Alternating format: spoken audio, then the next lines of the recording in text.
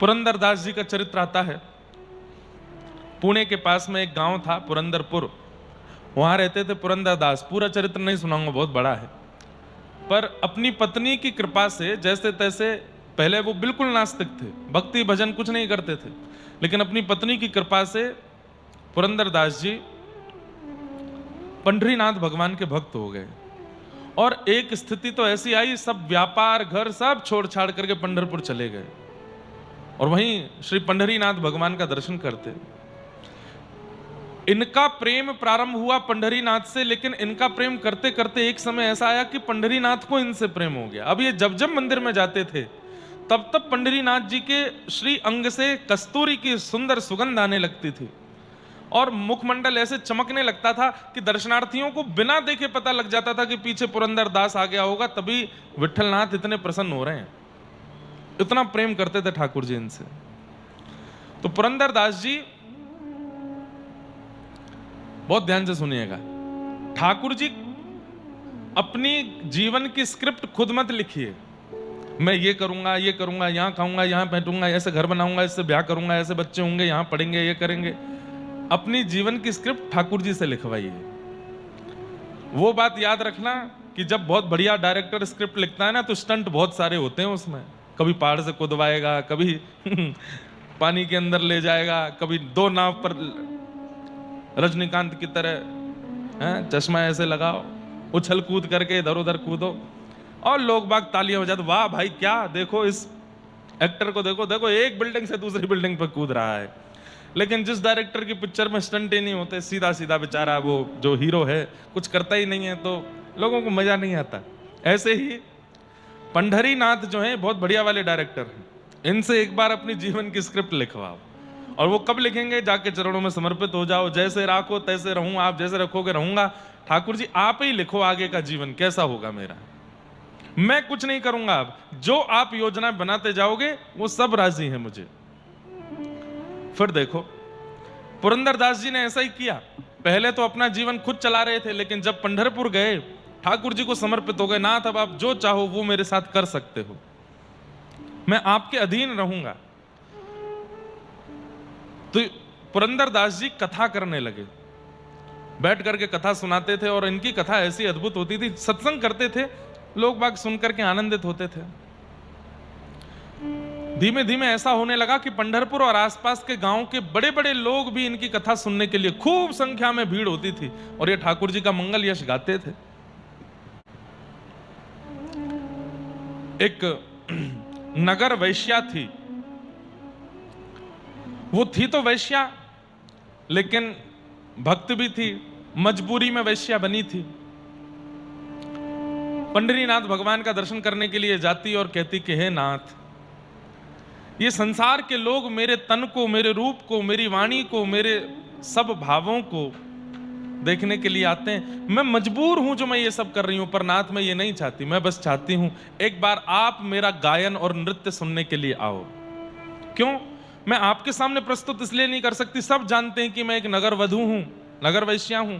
ये कोई भी मुझे गाने नहीं देंगे, नृत्य नहीं करने देंगे आपके सामने। ध्यान से सुनिएगा ठाकुर जी कैसी स्क्रिप्ट लिखते हैं। तो वो नगर वधू, नगर वैश्या रोज पंढरीनाथ से कहती कि नाथ आप आना और आकर के कभी मेरा, आप एक बार बस मेरे नृत्य को, मेरे गायन को सुन जाना, उसके बाद मैं अपना देह त्याग दूंगी, अपना जीवन त्याग दूंगी। बस नित्य बुलाती ठाकुर जी को।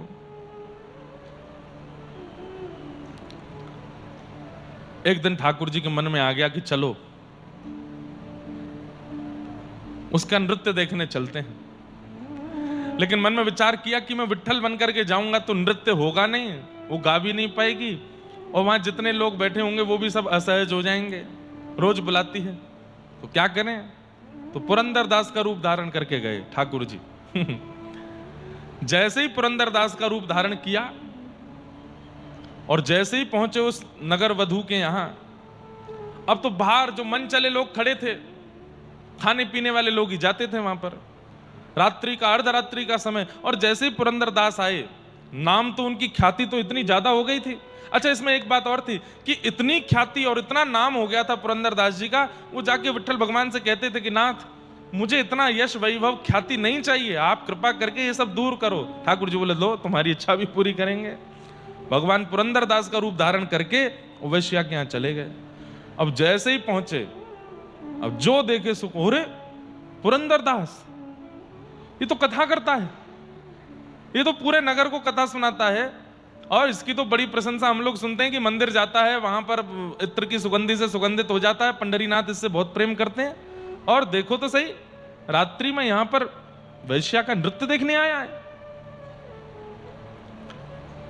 अब तो आपस में लोग आपस में चर्चा करने, अरे मेरी पत्नी तो इसका प्रवचन सुनने जाती है, ये यहां बैठा है। वो जितने बैठे थे सब उठ करके भगे वहां से और अपने घर के लोगों को बुला के लाए। बोले देखो तुम जिसकी कथा सुनने जाते हो, जो उसको देखो वो तो कहां बैठा है। अब अगर कोई आवे ना, उसको वहीं बैठा देना, अब बीच में नहीं, आप लोग कथा सुनो।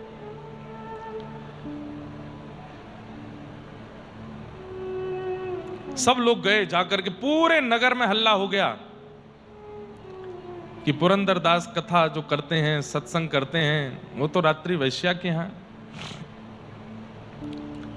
और वहां बैठ करके मसनद से टेक लगा करके वो तो दर्शन कर ही रहे थे। अब वो वैश्या इतनी प्रसन्न हो गई कि मैंने नित्य पंडरीनाथ को बुलाया, वो तो नहीं आए, लेकिन आज उनका परम भागवत मेरे यहां आया है।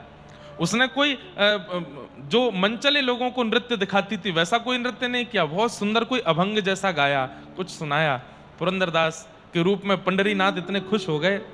क्या दें, लोग बाग धन लुटाते थे, पंडरीनाथ भगवान ने अपना सोने का एक कंगन पहना था, उसको उतार करके और उस वैश्या को दे दिया और दे करके चले गए। सब लोग बोलने लगे, अरे भाई ये तो हमारे जैसा ही है, वह कथा करता है सुबह सुबह, रात्रि में तो ये भी वैश्यालय आता है। लेकिन ठाकुर जी की लीला, मटकते हुए पूरे नगर में पहुंच गए, मंदिर जाके खड़े हो गए। अब यहां सुबह सुबह पुरंदरदास तो सो रहे थे घर पे।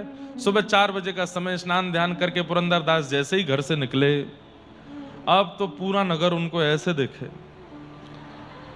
सब लोग उनको देख करके, जितनी माताएं बहनें उनको प्रणाम करती थी, सब अब तो मुंह ढक ढक के जामे, पुरंदरदास हमको ज्ञान देता है, कथा सुनाता है, खुद रात भर वैश्यालय में बैठा रहता है।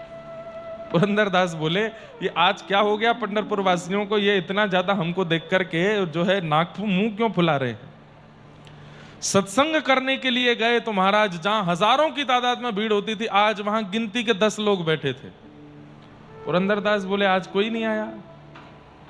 महाराज हम तो आपके जो हैं बड़े मुरीद हैं, आप चाहे जो करो, हमको तो सब स्वीकार है, लेकिन वो 10,000 जो थे उनमें से अब 10 ही बचे। लेकिन पुरंदरदास को ख्याति तो चाहिए ही नहीं थी ना, तो उन्होंने चिंता नहीं की, 10 लोगों को ही प्रवचन सुनाया। प्रवचन सुनाने के बाद उनका नियम था, नित्य मंदिर जाते थे। तब तक मंदिर में भी बात फैल गई थी कि पुरंदरदास ने ऐसा ऐसा कल रात्रि में किया। पुजारी बोले हम तो पंडरीनाथ की माला पहनाते थे, हम तो चरणों का इत्र देते थे, हम तो उसको प्रसाद देते थे, अब कुछ नहीं मिलेगा। एक बड़े बूढ़े पुजारी आए, बोले देना दूर, उसको मंदिर में घुसने नहीं देंगे हम। इतना सम्मान, इतना प्रसाद मंदिर से लेने के बाद भी उसने ऐसा आचरण किया। जैसे ही पुरंदरदास पहुंचे, मंदिर में बंद कर दिया, नहीं घुसने दिया। बोले मेरा अपराध क्या है ये तो बताओ। अरे कुछ लोग तो इतने ज्यादा उत्तेजित हो गए कि पुरंदरदास को पकड़ करके खंबे से बांध दिया और बांध करके उनको थोड़ा बहुत मारने पीटने लगे। बोले तेने आज भक्ति का नाम खराब किया है। बोले मैंने किया क्या है? रात्रि को गया था वैश्यालय, वहां जाकर के बड़े था के मां मार के हंस रहा था और बड़ा प्रेम से प्रसन्न होकर के जो है नृत्य देख रहा था वैश्यालय में बैठ के, और यहां तू ज्ञान देता है हम लोगों को। पुरंदरदास बोले मैं कब गया था, मैं तो सो रहा था, मैं नहीं गया था। हाँ तेरा भूत गया था वहां पर। बोला भूत ही गया होगा, मैं नहीं गया था भाई, मैं तो प्रसाद आदि पाके सो गया था। अब तो वो जितने वैश्यालय जाने वाले लोग थे वो कभी मंदिर नहीं आते, आज सब मंदिर आए तिलक विलक लगा के मारने के लिए। अरे हमने देखा था। पुजारियों ने पूछा तुम क्यों गए थे? बोले हम जाते नहीं थे, पर हमारी पत्नी इसका प्रवचन सुनती है, रात में हमने इसको जाते हुए देखा तो हमने कहा पीछा करो कहां जा रहा है। देखा तो वहां बैठा था। अरे महाराज इसको तो जूतों से मारो, इसके साथ तो ऐसा करो ऐसा करो। इतना मारा। पुरंदरदास सोचने लगे हुआ क्या मेरे साथ। नेत्र बंद करके चिंतन करने लगे, ठाकुर जी से कहने लगे नाथ मैंने कहा तो था कि इतनी ख्याति मत दिलाओ मुझे, पर यह तो नहीं कहा था कि इतना अपयश करवाओ। आपने किया क्या है, जरूर आपकी कोई लीला है। इतने में ही पंढरीनाथ भगवान का मुख्य द्वार अपने आप बंद हो गया। पुजारियों ने देखा, बोले द्वार किसने बंद किया? भीतर जाके खोलने का प्रयास किया, नहीं खुला। अंदर से पंढरीनाथ भगवान बोले, ये मेरा पुरंदर दास नहीं, मैं गया था, उसका रूप धारण करके मैं गया था, क्योंकि उस वैश्या ने मुझे बहुत बार पुकारा था। तब कई लोगों ने भगवान की बात भी नहीं मानी, बोले आप झूठ बोल रहे हैं, आप अपने भक्त को बचाने के लिए ऐसा बोल रहे हैं। तो बोले नहीं, वैश्या को बुलाओ और उससे कहना कल पुरंदर दास ने तुमको जो भेंट दी थी वो लेके आवे। वैश्या आई, भेंट लेके आई, एक कपड़े में बांधा। वो क्या दिया था पुरंदर दास ने? जैसे ही कपड़ा खोल के दिखाया तो वो जो कंगन था वो तो पंढरीनाथ भगवान का था। द्वार खोल करके भीतर जाकर के जब देखा, वो कंगन हाथ में नहीं था। सब समझ गए, सबको विश्वास हुआ कि नहीं, पंढरीनाथ भगवान ही गए थे और जाकर के उस वैश्या के ऊपर कृपा करके आए।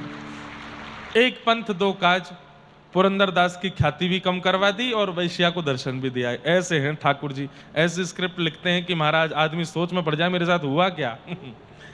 तो लेकिन भले ही थोड़ी विपत्ति आ सकती है, लेकिन वो विपत्ति भी कुछ सुख देने वाली ही होगी अगर ठाकुर जी के हाथ में सब होगा तो। इसलिए भैया इनके प्रति समर्पित हो जाओ। कथा सुनने का यही सार है कि इनके प्रति समर्पित हो जाओ। अर्जुन ने भगवान से यह नहीं कहा कि आप मेरे साथ दीजिए महाभारत में। अर्जुन ने भगवान से जाकर के कहा, नाथ मैं अपना हाथ आपके चरणों में रख रहा हूं, आप जैसे चाहो अब महाभारत युद्ध में मेरा प्रयोग कीजिएगा, मुझे कुछ नहीं पता, मैं आपकी बुद्धि से चलूंगा, करता मैं हूंगा लेकिन विचार आपके होंगे, मैं नहीं करूंगा। बस इसी से ही महाभारत जीत गया अर्जुन। समर्पित हो जाइए ठाकुर। इसका मतलब ये भी मत लगा लीजिएगा कई लोग कि हम पड़े रहें, घर जाकर के आज कथा के बाद बोलो भोजन नहीं बनाना। क्यों? महाराज जी कह के गए थे ठाकुर जी को समर्पित हो जाओ, पंढरीनाथ आके दाल छौंक लगाएंगे तो बढ़िया है। आलस्य नहीं, क्रिया करिए, कर्म करिए, जो जो व्यवस्थित सामने हो रहा है उसको करते चलिए, पर बहुत ज्यादा विचलित मत हो जाइए कि नहीं ऐसा ही होना चाहिए, मेरे संग ऐसा नहीं हुआ तो मैं प्राण त्याग दूंगा, ऐसा नहीं। जीजिए, जो जो आगे आता जा रहा है उसके साथ जीते रहिए प्रेम से, बस अधर्म का पालन मत कीजिएगा और ठाकुर जी को समर्पित होइएगा। नाथ जैसा मेरे साथ होना चाहिए मेरे साथ करते रहिएगा आप, मैं तैयार हूं। तो ये भाव है।